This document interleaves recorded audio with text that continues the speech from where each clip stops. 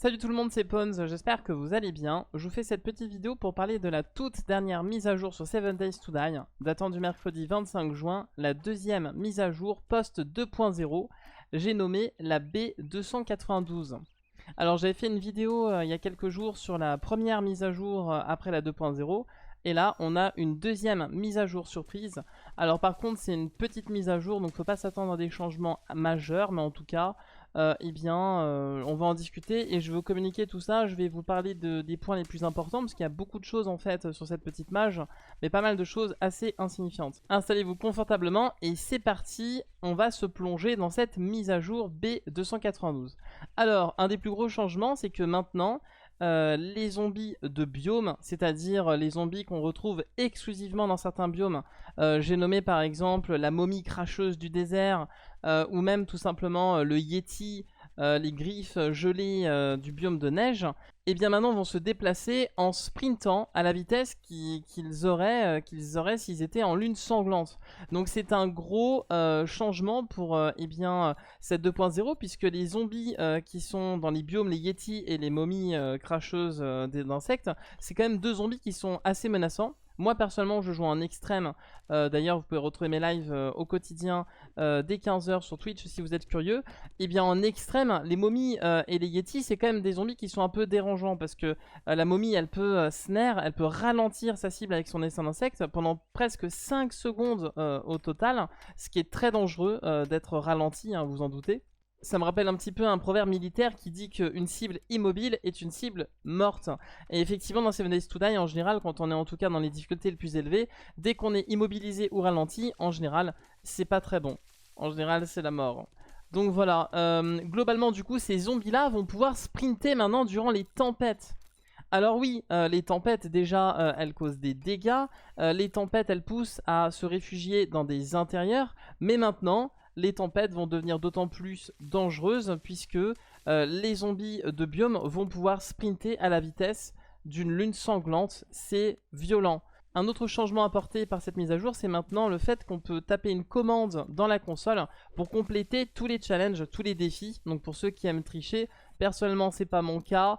Je pense que c'est une hérésie, mais chacun son kiff, hein. Donc en tout cas maintenant il y a une commande qui est possible de taper dans la console pour débloquer tous les défis du jeu. Par ailleurs, on discutait justement des tempêtes et des zombies maintenant qui vont être beaucoup plus rapides durant ces tempêtes.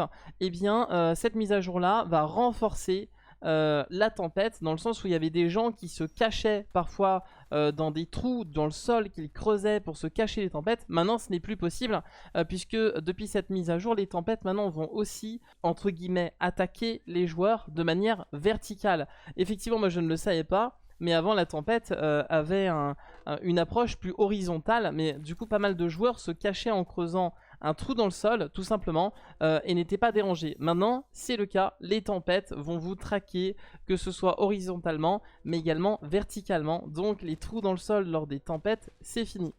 Cette mise à jour a rajouté également des points d'intérêt, des POI du coup qui manquaient sur les cartes depuis Navesgan. Donc il y a des nouveaux POI qui ont été rajoutés, c'est toujours ça de prix, hein, bien sûr c'est toujours positif. Je ne sais pas si vous connaissez le nom du super sanglier mutant zombie dans le jeu. Je pense que vous l'avez peut-être croisé. C'est un sanglier géant. En fait, elle s'appelle Grace dans le jeu, dans le lore du jeu. Je ne sais pas si vous le saviez, mais du coup, dans la mise à jour B292, ils ont augmenté les dégâts de bloc de Grace, donc du super sanglier.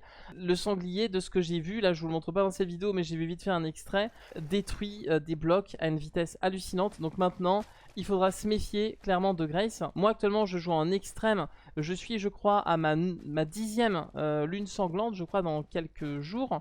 Je n'ai pas encore eu de Grace à la lune sanglante, mais j'ai très peur pour mon bunker, pour ma base, au vu de l'augmentation des dégâts de bloc de Grace. Et en plus, dans cette mise à jour, ils ont augmenté l'efficacité et le choix des blocs à attaquer pour les zombies animaux ainsi que le zombie de démolition, qui maintenant justement vont être plus performants dans leur choix d'attaque des blocs, et en particulier dans la lune sanglante. Donc les zombies de démolition ainsi que les animaux et Grace, si vous les croisez, je vous souhaite bonne chance.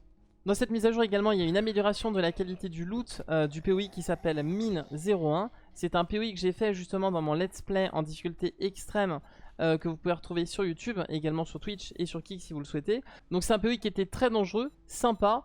Ils ont augmenté la qualité du loot, bah écoutez, tant mieux. Malheureusement, du coup, moi je l'ai fait un petit peu trop tôt peut-être, je ne sais pas. Mais dans tous les cas, voilà.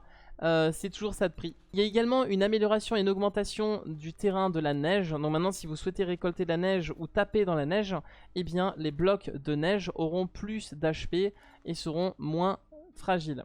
Cette mise à jour s'accompagne également d'une réduction des chances de looter des sacs auprès des zombies. C'est une réduction qui passe donc de 5% à 4% de chance de loot, donc c'est une réduction de 1%.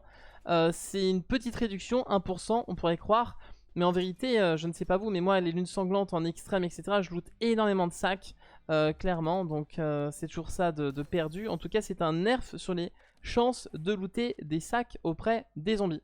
Il y a eu d'autres petits ajustements sur les zombies brûlés, puisque les animations de leurs attaques ainsi que les sons qu'ils produisent ont été améliorés. Je crois que c'est leur manière d'attaquer, leur manière de bouger, puis les sons. Écoutez, c'est un petit truc, hein, moi je n'y fais pas très attention, mais en tout cas, c'est toujours ça de prix également pour le jeu. Alors, autre chose plus importante par rapport à cette mise à jour, c'est la réduction du temps requis pour pouvoir compléter ces challenges environnementaux pour les biomes dans la 2.0 de 5 minutes. C'est-à-dire, maintenant, il faut 15 minutes en terre brûlée pour valider le défi terre brûlée. Il faudra 20 minutes dans le désert pour valider le défi désert. 25 minutes dans la neige. Donc vous avez compris, c'est 5 minutes qui s'ajoutent à chaque fois. Et donc, logiquement, les terres désolées et radioactives, il faudra y rester 30 minutes pour valider le challenge. Donc c'est une modification du temps requis dans ces biomes qui à chaque fois augmente de 5 minutes plus le biome est dangereux. Autre modification dans cette mise à jour, ce sont les essaims d'insectes de la momie cracheuse du désert qui ne rattraperont plus les véhicules. Alors je ne sais pas exactement comment s'appelle ce zombie, la momie. Moi je l'appelle la momie du désert, hein. C'est une espèce de momie qui crache des essaims d'insectes. Les essaims d'insectes dont je vous ai parlé tout à l'heure qui justement ralentissent leur cible et qui sont dangereux et pénibles, et bien maintenant ils ne nous rattraperont plus lorsqu'on s'enfuit à vélo ou en véhicule. Et c'est vrai que justement j'avais constaté quand je jouais sur mon let's play en extrême que souvent ces essaims d'insectes me rattrapaient même à moto pour m'infliger des dégâts dans le plus grand des calmes. Et bien c'est fini, tant mieux. Dans ma précédente vidéo sur la mise à jour précédente, justement la première de la 2.0, je vous avais parlé de certains talents qui avaient été modifiés et mis à jour, et je vous avais montré des textes, et je vous avais dit ne faites pas attention à l'écran puisque les talents sur mon écran ne sont pas à jour. Et bien justement ça a été corrigé lors de cette mise à jour B292 et maintenant tous les talents en français ont été mis à jour en français et nous avons actuellement du coup une traduction qui est à jour. Ça fait plaisir. Alors il y a eu beaucoup d'autres petits fixes, il y a la map entre autres de Navezgan, mais je vous ai communiqué le plus important dans cette vidéo. Pas mal de petits fixes sur les cartes, des petits rééquilibrages, mais vraiment rien de très important. J'espère que cette vidéo vous aura été utile. Je l'ai fait un petit peu à la va-vite parce que justement, je voulais que vous soyez à jour le plus vite possible par rapport à ce patch note. J'espère que ça vous aura plu et que ça vous aura appris quelque chose. Merci à tous en tout cas pour vos likes, si ce n'est pas déjà fait, et vos abonnements pour ne rien louper. Je compte m'investir davantage sur 7 Days to Die car comme je l'ai expliqué précédemment dans d'autres vidéos, je suis devenu partenaire avec le jeu. C'est un jeu que j'affectionne particulièrement. Donc attendez-vous à avoir pas mal de contenu lié à 7 Days prochainement sur ma chaîne YouTube Gaming. Et entre autres, peut-être même un jour, pourquoi pas, d'autres let's play en extrême, peut-être sur des mods ou autres. En tout cas, voilà, j'aime beaucoup le jeu, ça me passionne. Et je suis ravi d'avoir de nouveaux abonnés qui sont passionnés justement par 7 Days. Parce que ça me fait plaisir et que j'affectionne particulièrement ce jeu. Que je considère qui est un jeu qui manque encore de lumière. Il mérite plus en tout cas, voilà. J'espère que vous me pardonnerez ce petit message avec le cœur à la fin. Pour conclure, abonnez-vous si ce n'est pas déjà fait. Et puis moi je vous dis à bientôt. Prenez soin de vous. À la prochaine.